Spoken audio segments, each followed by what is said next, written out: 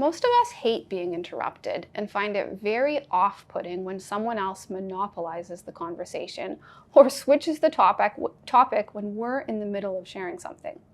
When this happens, we often feel like the other person isn't listening to us, doesn't value what we have to say, and doesn't care about our interests or the message we are trying to convey. Our kids with DLD may struggle to get this, and while they may truly care about their communication partner, they don't always seem to show that care because they don't always fully understand conversation interaction dynamics or the expectations for how a conversation flows. They may not grasp how to make comments that are connected to what the other person has just said. So rather than responding as we would expect, they just burst out with something they're interested in an attempt to create a bond. They also may not know how to recognize when another person is finished talking. And so they barge in and talk over that person, creating a lot of frustration for the person who had been speaking.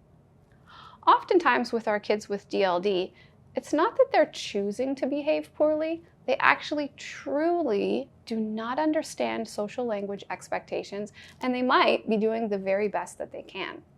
They may also struggle with response inhibition, attending to what their partner is saying.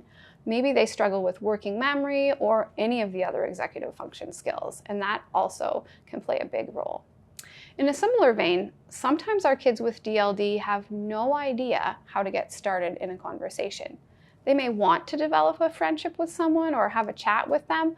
Maybe they want to share an idea or ask a question, but they're just not sure how to initiate that conversation. And so they end up not communicating with the other person at all, or maybe being dependent on the other person to get things going.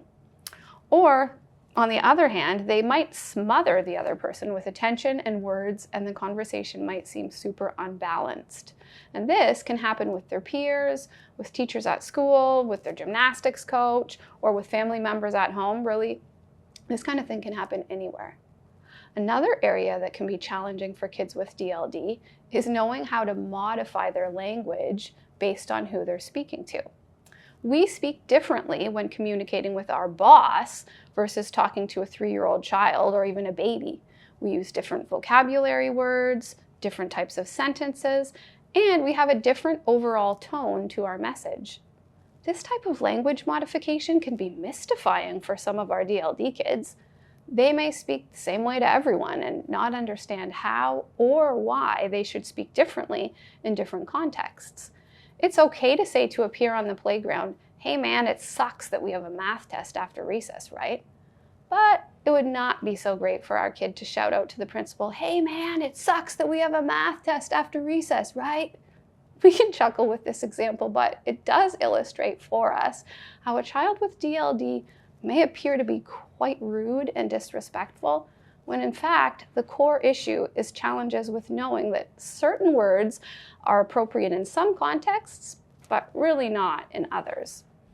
If your child is accused of being disrespectful or rude, perhaps sometimes they truly do not have a good grasp of this aspect of social communication and do not understand how to speak differently to people of different ages or to authority figures. Understanding this distinction between intentional rudeness or disrespect and true social communication deficits due to developmental language disorder can be very helpful for parents and teachers so they can respond effectively moving forward.